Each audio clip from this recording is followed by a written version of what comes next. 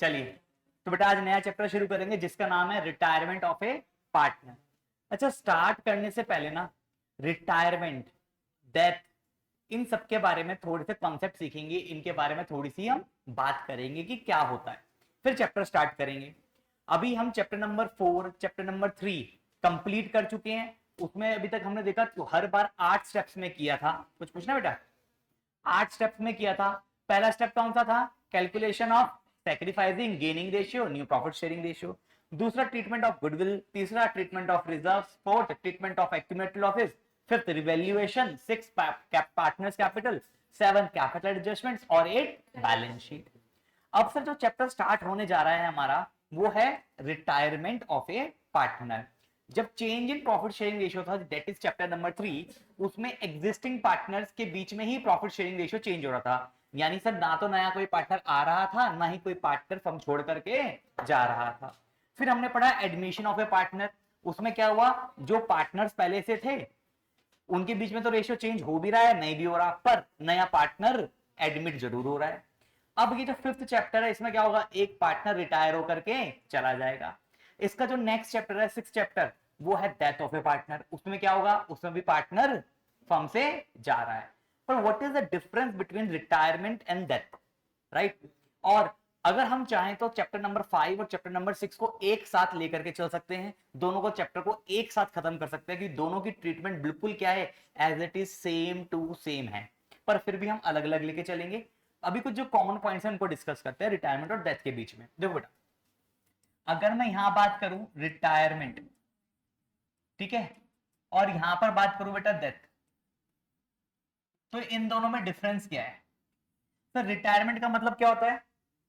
Firm से जाना। तो क्या फर्म से जाने का मतलब है कि 60 साल की एज होगी तभी जा रहा है, तभी रिटायर हो रहा है? नहीं सर, वो कभी भी जा सकता है। हो सकता है फर्म में 22 साल का था जब उसने फर्म ज्वाइन करी, 5 साल बाद उसका मन भर गया, वो पार्टनरशिप में नहीं रहना चाहता, तो 6 महीने का नोटिस देना जरूरी होता है रिटायर होने से पहले।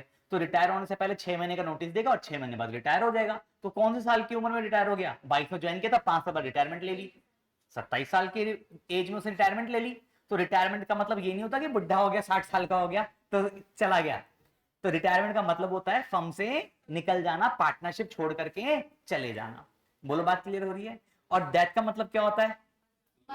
मर जाना, है ना, पार्टनर मर गया। अब दोनों में बेसिक डिफरेंस क्या है सर? रिटायरमेंट जो है can be planned, retirement can be planned, यानी रिटायरमेंट को हम प्लान कर सकते हैं कि भैया रिटायरमेंट तुझे 5 दिन बाद लेनी है, आज लेनी है, कल लेनी है, परसों लेनी है, यानी retirement can be planned. But death can be planned. बताओ, can death be planned? No sir, वो तो फिर मर्डर हो जाएगा ना सर। तो सबसे पहला बेसिक डिफरेंस क्या है? Death can not be planned, can not be planned. तो सर यानी जो डेथ वाले केसेस होंगे वो कैसे होंगे? अचानक होंगे। कैसे होंगे? अचानक होंगे। यानी पार्टनर हो सकता है जब सेशन स्टार्ट हो रहा है, फाइनेंशियल ईयर स्टार्ट होता है। फाइनेंशियल स्टार्ट कब होता है सर?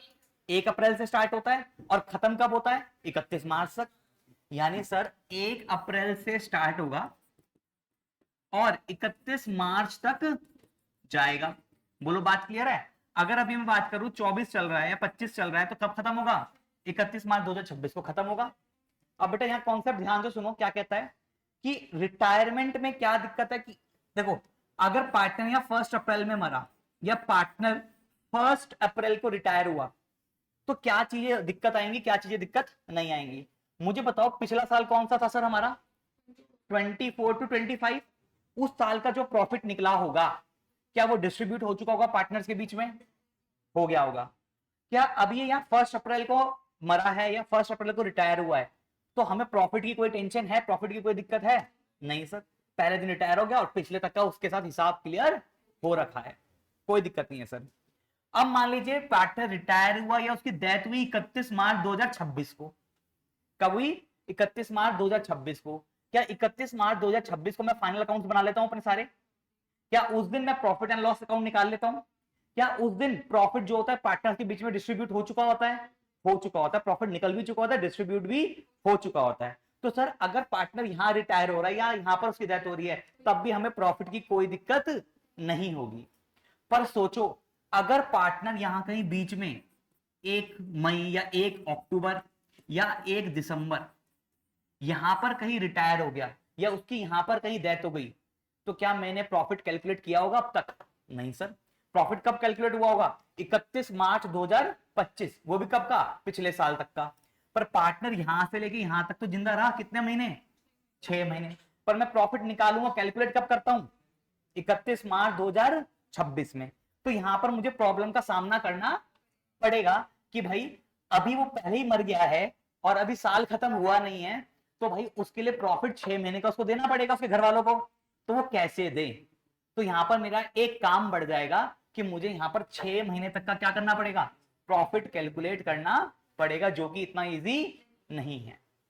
तो ये फर्म के लिए बहुत बड़ी मुश्किल वाली चीज हो जाती है। बेटा हाफ करके कर सकते तो तरीका तो वही निकालेंगे हाफ करके, पर एक्चुअल प्रॉफिट तो नहीं पता चलेगा ना हमें। हम मान लेंगे, हम ऐसा एजम्पशन कर सकते हैं कि जो पिछले साल प्रॉफिट हुआ था वही इस साल हुआ है और उसको 6 महीने का निकाल के उसको दे देंगे। करेंगे तो ये ट्रीटमेंट, ये तो हमारी मजबूरी है। पर एक्चुअल प्रॉफिट कितना हुआ वो तो नहीं पता लगा सकते ना। अब जरूर थोड़ी हर साल एक जैसा ही प्रॉफिट होता है। क्या पता इस साल हमने एक्सपेंड किया हो, इस साल हमने बहुत सारी इन्वेस्टमेंट्स करी हो, तो उसका प्रॉफिट ज्यादा होना हो इस साल, क्या पता लॉस होना हो इस साल। तो हम प्रायरली तो डिसाइड नहीं कर सकते ना। तो एजम्पशन के बेस पर हम क्या निकालते हैं? 6 महीने का प्रॉफिट निकालते हैं, उसको निकाल करके देते हैं। तो मेरा बताओ एक स्टेप प्रॉफिट कैलकुलेशन का कब बढ़ रहा है? जब रिटायरमेंट डेथ बिगिनिंग एंड में हो रही है या ड्यूरिंग द ईयर हो रही है? ड्यूरिंग द ईयर हो रही है। यानी आप चाहो तो रिटायरमेंट वाले चैप्टर और डेथ वाले चैप्टर को दो पार्ट में बांट सकते हो। रिटायरमेंट बिगिनिंग और एंड में होगी तब तो भाई कोई दिक्कत नहीं है, प्रॉफिट की टेंशन नहीं होगी।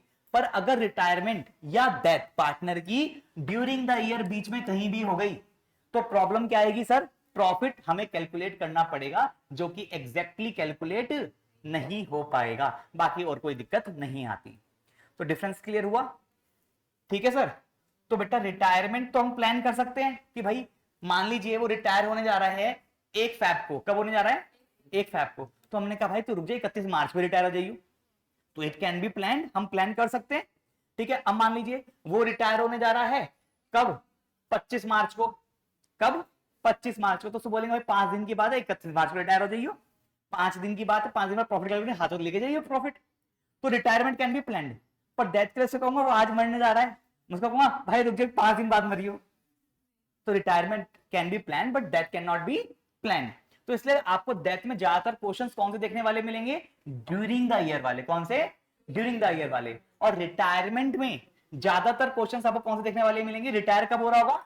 1 अप्रैल को हो रहा होगा या फिर 31 मार्च को हो रहा होगा। आई होप ये रिटायरमेंट और डेथ में डिफरेंस क्लियर हुआ।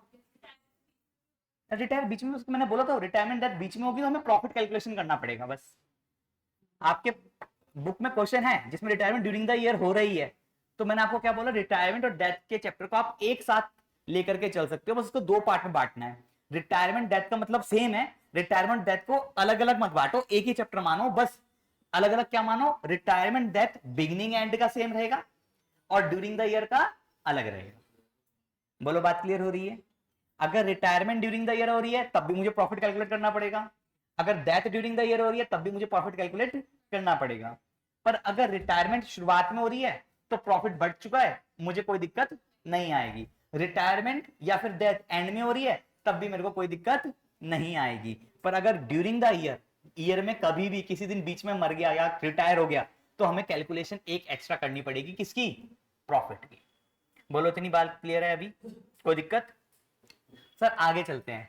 अब सर रिटायरमेंट मुझे बताओ, जब भी पार्टनर को पैसा देंगे, जरूरी तो नहीं, अब जब पार्टनर रिटायर होगा, जैसे नया पार्टनर एडमिट हुआ था तो किस चीज का पैसा लेके आया था? सर दो चीजों का पैसा लेके आया था, एक तो कैपिटल का पैसा लेकर आया था और प्रीमियम फॉर गुडविल का पैसा लेके आया था। तो ऐसे ही जब कोई पार्टनर जाएगा तो अपना कैपिटल का पैसा लेके जाएगा और गुडविल का पैसा लेकर जाएगा। बात क्लियर है? चाहे रिटायरमेंट हो चाहे डेथ हो। अब जरूरी तो नहीं हर बार फर्म के पास कैश अवेलेबल हो। रिटायरमेंट तो हम प्लान कर सकते हैं, उसको कहते हैं भाई 6 दिन बाद तुम रिटायर ले लियो और जब तक हमारा पैसा भी आ जाएगा, हमें पहले से पता है कि वो रिटायर होने वाला है, तो हम उसके लिए क्या करेंगे? प्रोविजन बना के रखेंगे कि उसको ये पैसा देना पड़ेगा, उसके लिए पैसा फर्म के अंदर रेडी करके रख सकते हैं। पर डेथ डेथ तो क्या होगी? अचानक होगी। और हैंड टू हैंड क्या मेरे पास पैसा रहेगा उसको देने के लिए? नहीं, नहीं रहेगा। तो मुझे क्या करना पड़ेगा, लोन अकाउंट में तब्दील करना पड़ेगा उसको। किसमें तब्दील करना पड़ेगा, और उसका लोन बनाना पड़ेगा। फिर लोन को धीरे धीरे चुकाऊंगा, इंस्टॉलमेंट में चुकाऊंगा या एक साथ चुकाऊंगा, वो मुझे देखना पड़ेगा, वो क्वेश्चन बताएगा। हाँ बैंक से कर सकते, बैंक में तो पैसा होना चाहिए। बात क्लियर है। तो सर इसमें एक चीज और है कि रिटायरमेंट के बाद जब पार्टनर पैसा लेके जाएगा तो पार्टनर जिंदा है मर चुका है, जिंदा है, तो उसके नाम से नया अकाउंट ओपन किया जा सकता है, राइट। तो जब भी हम रिटायरमेंट वाले को अगर हम कैश नहीं दे रहे हैं, उसके नाम पर लोन अकाउंट बना रहे हैं, तो किसके नाम पे बनेगा सर, रिटायरिंग पार्टनर के नाम पे बन जाएगा। किसके नाम पे बन जाएगा sir, retiring partner loan account. अगर फर्म के पास पैसा नहीं है और फर्म लोन अकाउंट क्रिएट करना चाहती है तो किसके नाम पे बन जाएगा सर, उस पार्टनर के नाम पे बन जाएगा। मान लीजिए ए बी सी 3 पार्टनर्स हैं, बी रिटायर हो रहा है, तो बी जिंदा तो है ना, मरा थोड़ी है।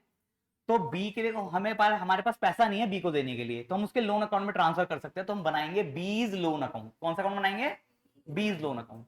पर मान लेते हैं वहीं पर अगर बी की डेथ हो गई, तो भाई बी के नाम पे लोन अकाउंट तो बन नहीं सकता। जब बी जिंदा ही नहीं है तो उसका अकाउंट कैसे बना दोगे उसके नाम पर। तो उस केस में हम बनाते हैं एग्जीक्यूटर लोन अकाउंट। कौन सा अकाउंट, एग्जीक्यूटर लोन अकाउंट। बेटा एग्जीक्यूटर कौन होता है, एग्जीक्यूटर कौन होता है, जो उसके घर वाले हो गए, जो नॉमिनी हो गया, ठीक है ना। नॉमिनी कौन होता है सर, जिसका हमारा जितना भी बेनिफिट होता है हमारे मरने के बाद जिसके नाम पे वो बेनिफिट ट्रांसफर होता है उसको नॉमिनी बोलते हैं, राइट। तो जो नॉमिनी हो गए, जिसके नाम पर पैसा सारा ट्रांसफर किया जाएगा उस जने के मरने के बाद, उसको बोलते हैं एग्जीक्यूटर। क्या बोलते हैं सर, एग्जीक्यूटर। जब पार्टनर की रिटायरमेंट होती है तो उसको बोलते हैं रिटायरिंग पार्टनर। क्या बोलते हैं, रिटायरिंग पार्टनर। की पार्टनर रिटायर हो रहा है, तो सर इसको क्या बोलेंगे अगर पार्टनर की डेथ हो गई तो, डेथिंग पार्टनर नहीं भाई, मर थोड़ी रहा, तो मर चुका है, ठीक है। तो उसको बोलते हैं डिसीज्ड पार्टनर। क्या बोलते हैं, डिसीज्ड, ठीक है। जो एक तो होता है इज मतलब जिंदा है, डिसीज्ड जो मर चुका है, ठीक है। तो अगर रिटायरमेंट के केस में अगर पार्टनर रिटायर हो रहा है तो उसको बोल देंगे हम दैट ही और she is a retiring partner. अगर उसकी डेथ हो गई है तो हम बोलेंगे ही और she is a deceased partner. कौन सा पार्टनर है सर, डिसीज्ड पार्टनर है। अब मुझे बताओ ड्यूरिंग द ईयर और बिगिनिंग एंड का समझ में आया, खेल क्या है, एक प्रॉफिट कैलकुलेशन का खेल है बस, ठीक है जी। तो आप चाहो, हम रिटायरमेंट स्टार्ट कर रहे हैं आज, रिटायरमेंट के साथ साथ आप डेथ के क्वेश्चंस भी कर सकते हो। जैसे इसमें कुछ बच्चे हैं एडमिशन के साथ साथ उन्होंने रिटायरमेंट के क्वेश्चंस भी कर चुके हैं आपकी क्लास में, ठीक है। काफी क्वेश्चंस रिटायरमेंट के सॉल्व कर चुके हैं वो ऑलरेडी, पर चैप्टर आज स्टार्ट हो रहा है। तो अगर आप चाहो तो आप भी कर सकते हो। तो रिटायरमेंट के क्वेश्चंस करो, बिल्कुल सेम टू सेम वैसा ही कॉन्सेप्ट है, और साथ में डेथ के क्वेश्चंस भी करना स्टार्ट कर दो। कॉन्सेप्ट बिल्कुल सारे सेम हैं। चलिए सर आगे चलें, इतनी बात क्लियर हुई। आइए सर इसमें लिखेंगे अकाउंटिंग प्रोसीजर।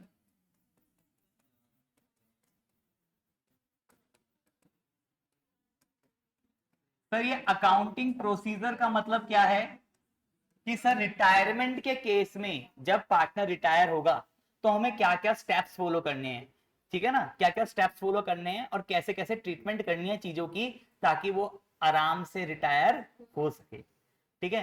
तो सभी को पता है, बताइए पहला स्टेप बोलेंगे calculation, calculation of, very good, calculation of gaining ratio and new profit sharing ratio. Sir gaining ratio क्यों कैलकुलेट कर रहे हैं इस केस में, जल्दी बताओ। क्योंकि जो पार्टनर रिटायर हो रहा है वो तो अपना शेयर छोड़ के जाएगा भाई। अगर मान लीजिए कोई प्लॉट ऑफ लैंड है उसमें 3 पार्टनर हैं, एक पार्टनर रिटायर हो रहा है तो जमीन का टुकड़ा अपने साथ थोड़ी लेके जाएगा, वो तो जमीन का टुकड़ा वहीं छोड़ के जाएगा। आगे का प्रॉफिट जो पार्टनर्स बच गए उनको मिलेगा। तो जो पार्टनर जा रहा है वो तो अपना शेयर सेक्रीफाइस करके जा रहा है, किसको देके जा रहा है, पुराने पार्टनर्स में से जो बच गए रिमेनिंग पार्टनर्स उनको अपना शेयर देके जा रहा है। तो रिमेनिंग पार्टनर्स क्या हो गए, गेनिंग पार्टनर्स हो गए। रिमेनिंग पार्टनर्स कौन से हो गए सर, गेनिंग पार्टनर। और जो पार्टनर जा रहा है वो कौन सा हो गया, सेक्रीफाइसिंग पार्टनर। एडमिशन के केस में उल्टा होता था, डेथ के केस में भी बिल्कुल सेम ही होगा। एडमिशन के केस में क्या होता था, जो पार्टनर आ रहा है वो सेक्रीफाइस करता है या गेन करता है, गेन करता है। जो पार्टनर आता है वो गेन करता है, बाकी सब क्या करते हैं, सेक्रीफाइस करते हैं। अब इस रिटायरमेंट में क्या होगा, जो पार्टनर जा रहा है वो क्या करेगा, सेक्रीफाइस करेगा, बाकी सब गेन करेंगे। डेथ के केस में भी जो पार्टनर जा रहा है, जिसकी डेथ हो रही है, वो सेक्रीफाइस करेगा अपना प्रॉफिट, अपना शेयर, और जो रिमेनिंग पार्टनर्स बच जाएंगे वो गेन करेंगे। तो इस केस में गेन वाले पार्टनर्स क्या रहेंगे, ज्यादा रहेंगे। इसलिए इस केस में हम निकालने की कोशिश करते हैं क्या, गेनिंग रेशियो। बोलो बात क्लियर है, क्योंकि रेशियो के लिए कम से कम दो पार्टनर्स चाहिए होते हैं जो क्या कर रहे हो, गेन कर रहे हो। बात क्लियर है। चलिए सर, दूसरा इसमें क्या होगा बेटा, ट्रीटमेंट ऑफ गुडविल। बेटा इसमें ट्रीटमेंट ऑफ गुडविल में ना एक बात अच्छी है बेटा, एडमिशन के केस में 7 केस थे इसके भी, गुडविल के, ठीक है, 2 पहले थे फिर दूसरे के 7 थे। इसमें पता कितने हैं, 2 ही हैं, एक पुरानी गुडविल एक न्यू गुडविल। इसमें कोई ऐसा पंगा नहीं है कि 7-7 केस है। यानी सर जो चैप्टर नंबर 3 में हमने किया था ना, 2 केस बिल्कुल चैप्टर नंबर 3 की तरह ट्रीटमेंट ऑफ गुडविल है, कुछ नया नहीं है। ठीक, फिर थर्ड कौन सा करेंगे, very good, treatment of reserve and surplus. अब इसके ट्रीटमेंट में बस हमें यह ध्यान रखना है ओल्ड पार्टनर्स कौन से हैं, क्योंकि जब रिजर्व्स के बारे में कुछ नहीं कहते तो क्या करते हैं सर, ओल्ड पार्टनर्स में डिस्ट्रीब्यूट करते हैं। तो मुझे बताओ, जब हमारा चैप्टर नंबर 3 था, change in profit sharing ratio, उसमें तो सारे पार्टनर्स ही ओल्ड थे, तो सारे पार्टनर्स के बीच में रिजर्व डिस्ट्रीब्यूट हो रहे थे। यस,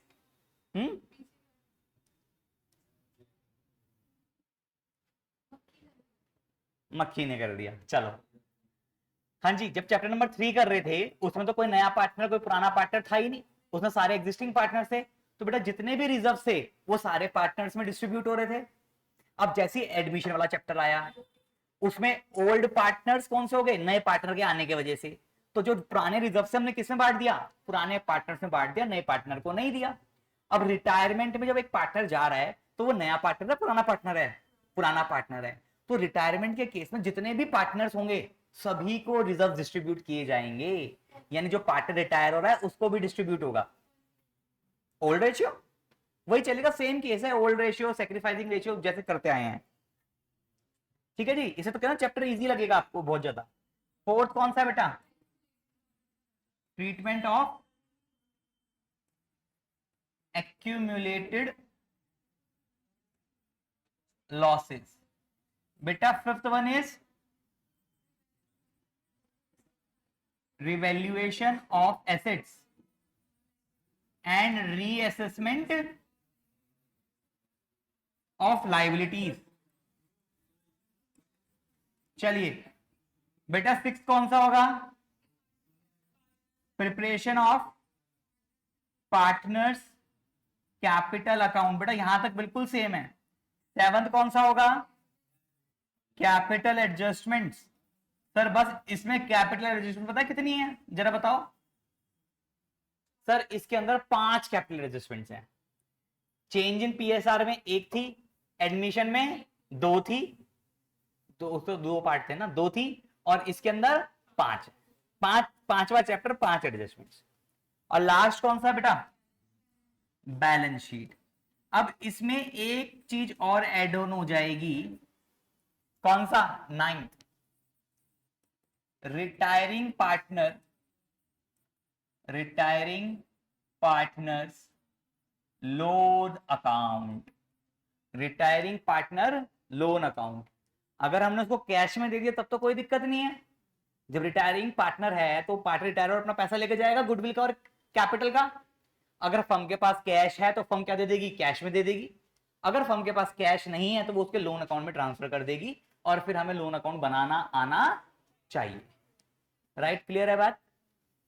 चलें अपने फर्स्ट टॉपिक से शुरू करें। हाँ जी, 6 बेटा partners capital account, reassessment of liabilities. करें बेटा फर्स्ट टॉपिक से स्टार्ट। फर्स्ट टॉपिक है calculation of gaining ratio and new profit sharing ratio. बड़ा बहुत इजी है निकालना, जितना आपका एडमिशन में था ना उससे 10 टाइम्स इजियर है रिटायरमेंट के केस में। चलिए मुझे बताइए, एडमिशन के केस में जब कुछ नहीं बोलता, एडमिशन वाला चैप्टर कराया ना हमने, जब कुछ नहीं बोलता कि नया पार्टनर अपना शेयर ए से ले रहा है या बी से ले रहा है, तो क्या मानते हैं? दोनों से ले रहा है। किस रेशियो में? ओल्ड रेशियो में। ऐसे यहां पर भी assumption लेनी है रिटायरमेंट के केस में, ठीक है। आइए देखते हैं सर, पहला टॉपिक डालेंगे calculation of gaining ratio and new profit sharing ratio. बेटे जल्दी बोलो, गेनिंग रेशियो का फॉर्मूला क्या होता है? Gaining share of partner 1 is to gaining share of partner 2। और बेटा गेनिंग शेयर का फॉर्मूला क्या होता है? New share minus old share. जल्दी बोलेंगे, न्यू रेशियो का फॉर्मूला क्या होता है sir? New share of partner 1 is to new share of partner 2। जल्दी बोलो, न्यू शेयर का फॉर्मूला क्या होता है sir? Very good, old share plus gaining share minus sacrificing share, right. Example लेते हैं सर, ए और बी और C, A B and C were 3 partners sharing profit and losses in the ratio of 5:3:2. This is their old ratio. This is their old ratio. ठीक है जी। Now C is a retiring partner. C is a retiring partner. यानी हम कहेंगे C retired. C retired. C retire हो गया, ठीक है। And new ratio between A and B. अब नई रेशियो में बेटा फॉर्म में कितने जने बचेंगे? ए और बी बचेंगे, 2 जने बचेंगे, राइट। उनके बीच का रेशियो है 3:2। न्यू रेशियो है 3:2। कहता है कैलकुलेट करके दिखाओ गेनिंग रेशियो। सर इसमें गेन क्यों कर रहे हैं, एक बार समझा दो। मैं देखो बेटा, ये एक फर्म है जिसमें 3 पार्टनर्स हैं, ए बी और सी, ठीक है जी। अब मान लो सी अपना शेयर छोड़ के जा रहा है, सी फर्म से क्या हो रहा है? रिटायर हो रहा है। तो भैया अब ये प्लॉट ऑफ लैंड की जगह किसको मिलेगी? सिर्फ और सिर्फ ए और बी को। मान लीजिए 1:1, यानी ये था 1/3। पहले इसके 3 हिस्से होते थे और तीनों को आधा आधा मिल जाता था, राइट। अब क्या होगा? सी तो चला गया सर यहां से, और इसकी ये जगह किसको मिल जाएगी? ए और बी को मिल जाएगी, राइट। ए और बी को मिल जाएगी। अगर बोलेगा ए खरीद रहा है तो ए पैसे दे देगा सी को, बी खरीद रहा है तो बी पैसे दे देगा सी को। तो सर यहां पर अब जो जगह बचेगी किसकी हो जाएगी? ए और बी की। नए फर्म में से सी हो गया गायब, तो सी ने क्या किया? अपना शेयर छोड़ दिया। तो सी इज ऑलवेज यानी रिटायरिंग पार्टनर जो होगा, रिटायरिंग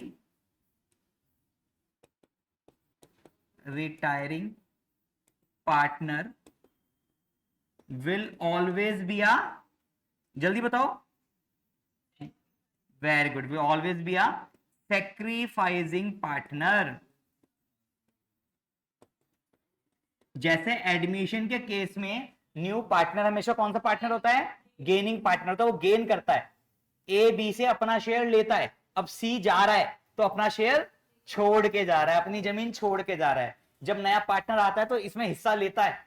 अब जब कोई पार्टनर जा रहा है तो अपना हिस्सा छोड़ करके जा रहा है, तो जो अपना हिस्सा छोड़ के जा रहा है वो हमेशा क्या रहेगा? Sacrificing partners. तो यहां पर ए और बी ने क्या किया होगा? सी का हिस्सा ले लिया होगा, कुछ हिस्सा ए ने ले लिया होगा, कुछ हिस्सा बी ने ले लिया होगा। जितना जितना बताएगा उसके अकॉर्डिंग ले लेगा, नहीं बताएगा तो हम ये मान लेंगे ए बी दोनों ने लिया है। किस रेशियो में? ओल्ड रेशियो में। क्लियर है बात? तो सर आइए इसको सॉल्व करते हैं। आपके पास ओल्ड रेशियो भी दे रखी है और न्यू रेशियो भी दे रखी है, गेनिंग रेशियो निकालनी है। गेनिंग रेशियो के लिए क्या कैलकुलेट करते हैं sir? Gaining share. Gaining share का फॉर्मूला क्या होता है? New share minus old share. Sir क्या इसमें हम सैक्रिफाइसिंग शेयर वाला फॉर्मूला लगा सकते हैं? मैं कि बेटा बिल्कुल लगा सकते हो, उससे भी क्या आएगा, आंसर बिल्कुल सेम आएगा। आइए सर निकालते हैं, किस किस का निकालना है, ए बी और सी। तो बेटा न्यू शेयर क्या है इसका 3/5, बी का कितना है 2/5, सी का कितना हो गया 0। अब तो सी चला गया, सी के पास थोड़ी बचेगा कुछ भी। इसमें से माइनस कर देंगे ओल्ड शेयर, कितना है 5/10, 3/10, 2/10। आइए देखिए एलसीएम आ गया 10, 2 3 जा 6 -5, एलसीएम आ गया 10, 2 2 जा 4 -3, और ये आ गया बेटा -2/10। ये हो गया 1/10, ये भी हो गया 1/10। मैं गेनिंग शेयर निकाल रहा हूं, क्या निकाल रहा हूं, गेनिंग शेयर, गेनिंग का टेस्ट कर रहा हूं। गेनिंग निकल के पॉजिटिव आ गया, मतलब वो गेन कर रहा है, ठीक है। जैसे सैक्रिफाइसिंग निकालते तो सैक्रिफाइसिंग पॉजिटिव आता था, मतलब सैक्रिफाइस कर रहा है, नेगेटिव आता था तो गेन कर रहा है। अब यहां पर भी उल्टा हो जाएगा, यहां पर पॉजिटिव आएगा तो क्या कर रहा है, गेन कर रहा है, नेगेटिव आएगा तो सैक्रिफाइस कर रहा है। तो क्या गेनिंग रेशियो निकल जाएगी इसमें, बताओ सर, हमारी गेनिंग रेशियो क्या होगी इस केस में। Sir gaining ratio is equals to gaining share of A is to gaining share of B. A gain कर रहा है 1/10, बी गेन कर रहा है 1/10, तो गेनिंग रेशियो होगी बेटा 1:1। यानी सी जो अपना शेयर छोड़ के जा रहा है वो ए बी दोनों ने एक्वायर कर लिया, कौन सी रेशियो में, 1:1 की रेशियो में। बोलो बात क्लियर हो रही है, ठीक है। अब अजम्पशन वाला क्वेश्चन करते हैं। इसमें भी हाँ हाँ बिल्कुल, नहीं वो नहीं होगा इसमें, पर इसमें भी हम सिंपल केस की बात करेंगे, ठीक है। नहीं, जैसे कह रहा हूं रिटायरमेंट और इजी लगेगा अभी आपको, देखो इतना समझ में आया नहीं आया, अच्छे से क्लियर है। Rudra Pratap Singh sir, Prince sir, सही है। चलिए बेटा आप कॉन्सेप्ट भी है, ये क्वेश्चन भी है, पहले क्वेश्चन ले लो, इधर कॉन्सेप्ट लिख दूंगा। लो जी, क्वेश्चन है, कहता है एक्स वाई जेड तीन पार्टनर्स थे, इनके बीच का रेशियो था 3:2:1। कहता है Z retired calculate new profit sharing ratio, calculate new profit sharing ratio, निकाल के दिखाओ sir.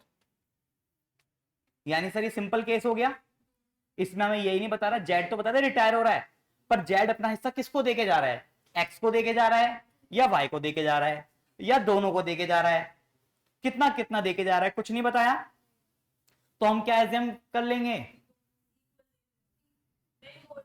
Old profit sharing ratio में दोनों को देके जा रहा है, ठीक है। यानी सर यहां पर कॉन्सेप्ट आ जाएगा, when a partner is retired and it is not mentioned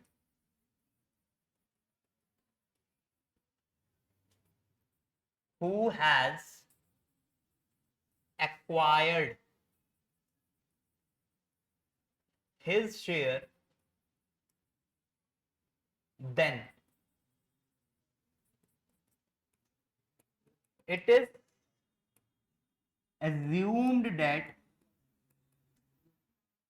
all the remaining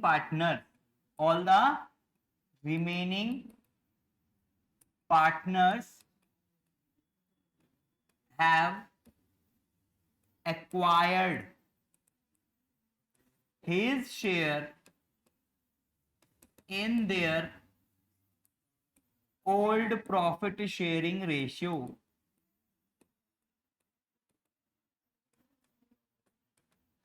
right.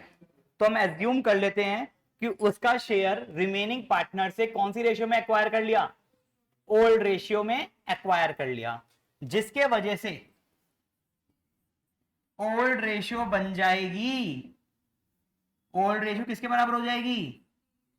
Gaining ratio के।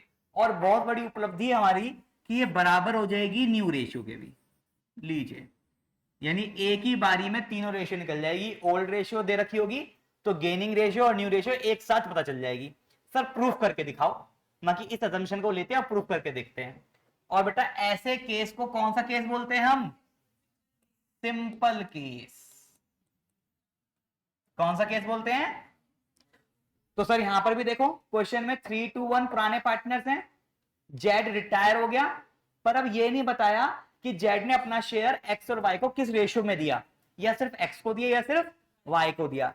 तो मैं यहां एज्यूम कर लूंगा कि उसका शेयर किसने ले लिया? एक्स और वाई ने ओल्ड प्रॉफिट शेयरिंग में रेशियो में ले लिया।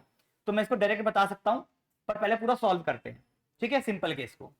तो कैसे लिखेंगे सर? जेड क्या कर रहा है बेटा? सैक्रिफाइस कर रहा है, तो लिखूंगा जेड का सैक्रिफाइसिंग शेयर। जेड अपना कितना शेयर छोड़ के जा रहा है? जल्दी बताओ, जेड अपना कितना शेयर छोड़ के जा रहा है? 1/6। ये जेड का 1/6। जेड अपना 1/6 छोड़ के जा रहा है, तो जेड का क्या हो गया? Sacrificing share. अब बेटा ये किसने ले लिया? नहीं बताया, तो मैंने एजम्पशन ले ली यहां पर कि ये रिमेनिंग पार्टनर्स ने ले लिया। रिमेनिंग पार्टनर्स कौन कौन है? एक्स और वाई। तो ये आ गया बेटा एक्स, ये आ गया वाई। एक्स और वाई ने किस रेशियो में ले लिया? ओल्ड रेशियो में। तो एक्स और वाई के बीच की ओल्ड रेशियो क्या है? 3:2। तो एक्स ने क्या किया? गेन किया, और वाई ने भी क्या किया? गेन किया। एक्स ने कितना गेन किया? 1/6 का 3/5, राइट। और वाई ने कितना गेन किया? 1/6 का 2/5। आइए, तो गेनिंग शेयर कितना हो गया? 3/30, और इधर हो गया बेटा 2/30। अब तो हम सभी को पता है कैसे निकालते हैं सर, न्यू शेयर का फॉर्मूला लगाना पड़ेगा। उससे पहले देखो यहां पर निकल जाएगा क्या? गेनिंग रेशियो एक्स और वाई के बीच का 3/30 इज टू 2/30। रेशियो क्या आ गई? 3:2। गेनिंग रेशियो क्या आ गई? 3:2। अब देखो एक्स वाई जेड को हटा दो, एक्स और वाई के बीच की रेशियो देखो कितनी है? एक्स और वाई की कितनी रेशियो है? 3:2। और यहां पर भी क्या है? 3:2। आइए सर, अब न्यू रेशियो के लिए न्यू शेयर चाहिए होता है। न्यू शेयर का फॉर्मूला क्या होता है? Old share plus gaining share minus sacrificing share. तीन पार्टनर हैं एक्स वाई और जेड। ओल्ड शेयर क्या है इनका? 3/6, 2/6 और 1/6। एक्स क्या कर रहा है सर? गेन कर रहा है, कितना? 3/30। वाई क्या कर रहा है सर?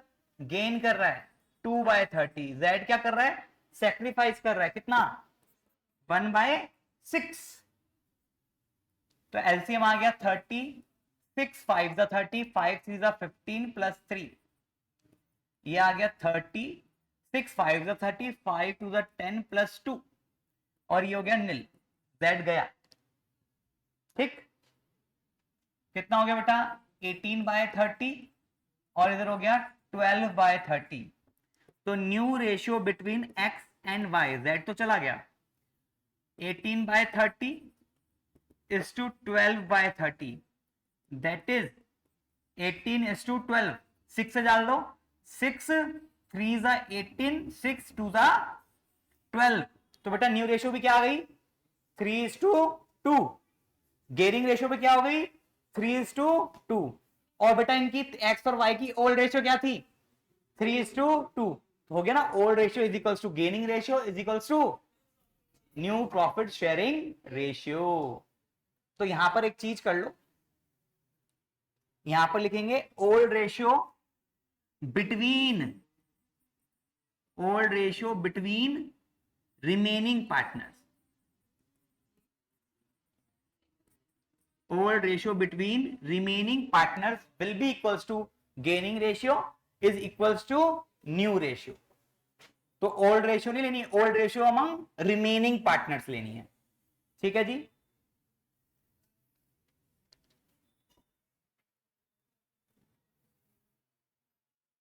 लो जी, क्या ये क्वेश्चन क्लियर हुआ है?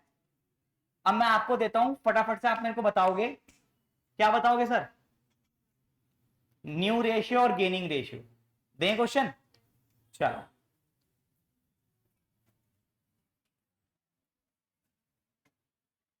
सर क्वेश्चन है पी क्यू आर जिनके बीच का रेशियो 5:3:2 है, बोलता है Q retired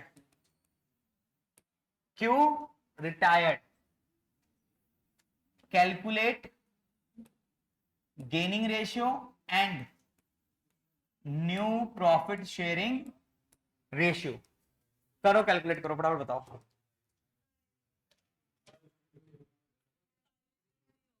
five is to three कौन रिटायर हुआ? क्यू रिटायर हो गया। तो सर ये कौन सा केस हो गया? क्या बताया है क्यू ने अपना शेयर पी को दिया है या आर को दिया है? नहीं बताया। तो हम क्या मान लेंगे? Simple case. और सिंपल केस है तो सर पी और old ratio between remaining partners कौन से बच गए? पी एंड आर हो जाएगी गेनिंग रेशियो के बराबर, हो जाएगा न्यू रेशियो के बराबर। तो बेटा क्यू हटा दो, बच गया क्या? 5 और 2। ये है 5:2 is equals to 5:2 is equals to 5:2। Question solve. Easy है मुश्किल है? और क्या, सिंपल कैलकुलेट थोड़ी करना है, सिंपल केस है। सिंपल केस में तो रिटायरमेंट का इजी है या नहीं है टॉपिक ये वाला? हैगा? चलिए एक और क्वेश्चन। MNOP चार पार्टनर्स हैं। MNOP चार पार्टनर्स हैं जिनके बीच का रेशियो है 6:3:2:4। इसमें कहता है एन रिटायर्ड या एन डाइड। लो जी, रिटायरमेंट हो चाहे डेथ हो सेम क्वेश्चन बनेगा, सेम आंसर आएगा। मैंने क्या बोल दिया? अब एन मर गया, एन डाइड। अब एन रिटायर नहीं हुआ, वो हमेशा के लिए रिटायर हो गया है, जिंदगी से रिटायर हो गया। ठीक है, अब जिंदगी से रिटायर हो गया तो बताओ इसका न्यू रेशियो क्या होगा? सीधा 6:2:4। किस किस के बीच में? एम ओ और पी के बीच में। सिंपल। और गेनिंग रेशियो भी क्या होगा सर? 6:2:4। इसको और सॉल्व करना चाहो 2 से काट दो, सॉल्व हो जाएगा। इजी है। ठीक है जी। चलिए थोड़ा सा अगर टफ पार्ट आ गया तो सिंपल क्वेश्चन है तो मुश्किल क्वेश्चन भी तो होंगे ना इसमें। आइए sir, question A B C तीन पार्टनर्स हैं 3:1 की रेशियो में। सी रिटायर्ड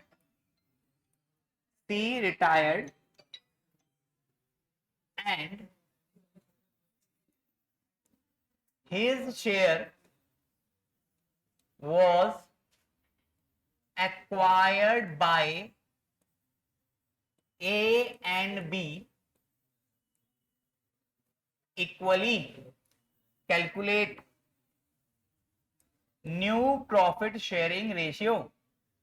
हाँ जी, तीन पार्टनर से ABC, सी रिटायर हो गया, ठीक है, और रिटायरमेंट के बाद जो उसका शेयर था वो ए और बी ने आधा आधा बांट लिया। कहता है न्यू प्रॉफिट शेयरिंग रेशियो निकाल के दिखाओ। भाई साहब अब नहीं निकलेगी, सिंपल केस थोड़ी है, तो बता दिया ना सी का शेयर किसने किस रेशियो में लिया तो बता दिया। तो अब ये सिंपल केस नहीं है। सिंपल केस तो यहां था जब ये नहीं बताया था कि क्यू का शेयर किसने लिया है। यहां तो बता दिया कि सी का शेयर किसने लिया है, तो यहां पर इस तरीके से सॉल्व करना पड़ेगा। क्यू क्या कर रहा है सर, सॉरी सी क्या कर रहा है सर? सैक्रिफाइस कर रहा है अपना शेयर। कितना? 1/6। इसका शेयर कौन कौन ले रहा है? ए और बी। तो ये ए का गेनिंग शेयर हो गया, ये बी का गेनिंग शेयर हो गया। किस रेशियो में ले रहे हैं भाई? इक्वल में, 1:1 में। बोला है क्वेश्चन ने इक्वली। ठीक है, तो क्वेश्चन पे ध्यान रख, सिंपल केसेस करते रहोगे।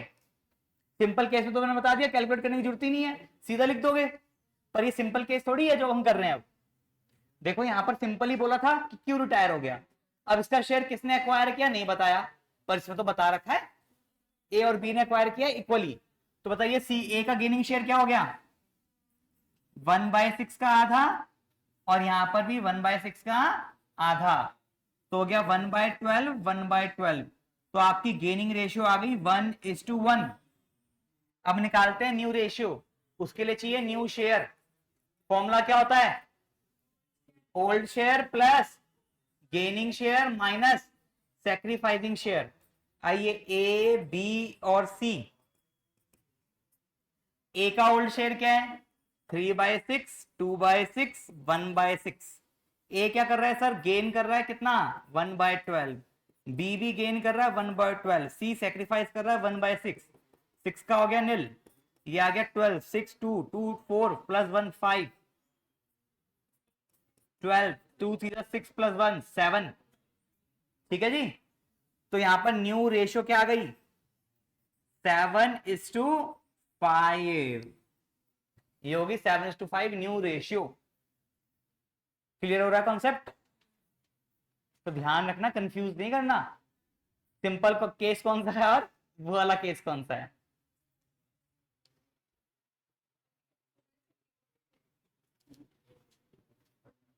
अच्छा बच्चे आप में से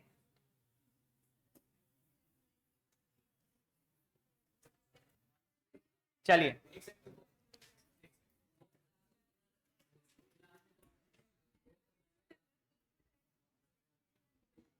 एक लास्ट क्वेश्चन आज की क्लास का, फिर करेंगे बाकी क्वेश्चंस नेक्स्ट क्लास में।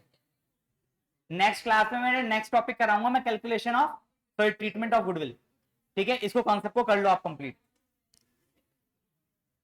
आइए क्वेश्चन कहता है MNOP, 4 पार्टनर्स हैं 4:3:2:1 की रेशियो में। ठीक है, और कहता है am retired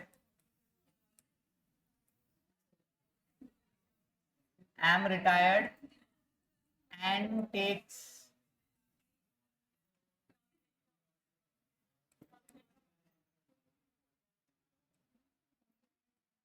1/10 of Am's share. O takes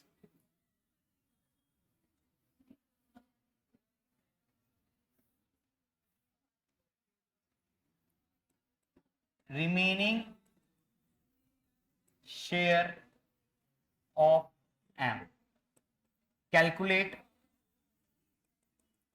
new profit sharing ratio. चलिए कहता है 4 पार्टनर से MNOP, एन ने एन के शेयर का, ऑफ का मतलब का 1/10 ले लिया, और जो बाकी बचा वो ओ ले गया, यानी पी ने कुछ भी नहीं गेन किया।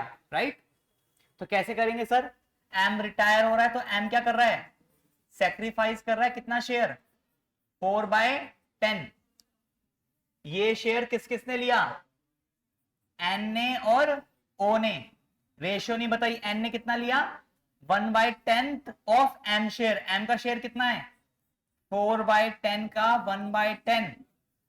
ठीक है, और रिमेनिंग किसने ले लिया, ओ ने, तो एन ने कितना लिया 4/100, तो 4/10 का 9/10 ले लिया ओ ने, 36/100। ठीक है जी, क्लियर है बात, नहीं तो उसको ऐसे भी लिख सकते हो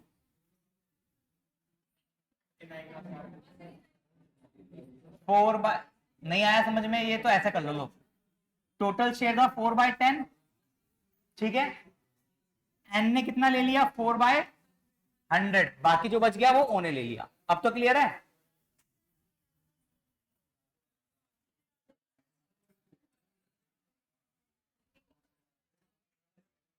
चलिए अब निकाल लेंगे sir new share, old share plus gaining share minus sacrificing share.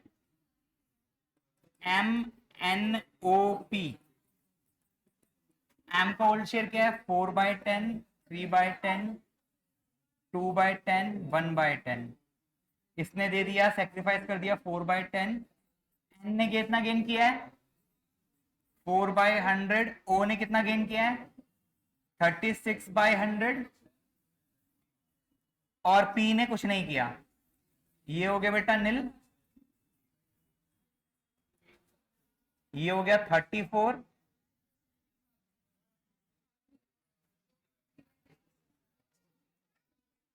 ये हो गया 56।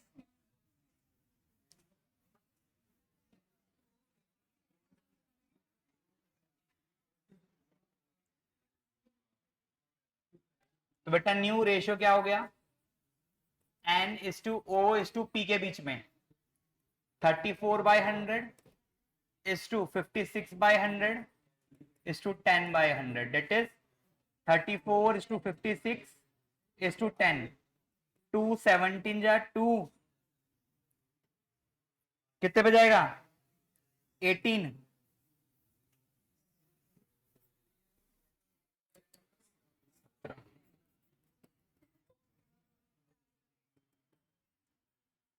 लीजिए क्वेश्चन सॉल्व। ये आ गई हमारी न्यू रेशियो, ठीक है। तो बेटा आज के लिए इतना ही करेंगे, होप सो आपको आज समझ में आया हुआ, ये वाला कॉन्सेप्ट क्लियर हुआ है। तो इसके जितने भी क्वेश्चंस हैं आप बुक से करके लाओगे, ये आपका होमवर्क है, ज्यादा क्वेश्चन नहीं है, 6-7 क्वेश्चन ही दे रखे हैं इसके टॉपिक के, इलस्ट्रेशन और क्वेश्चन दोनों कर लेना, ठीक है। तब तक take care, bye bye, have a nice day.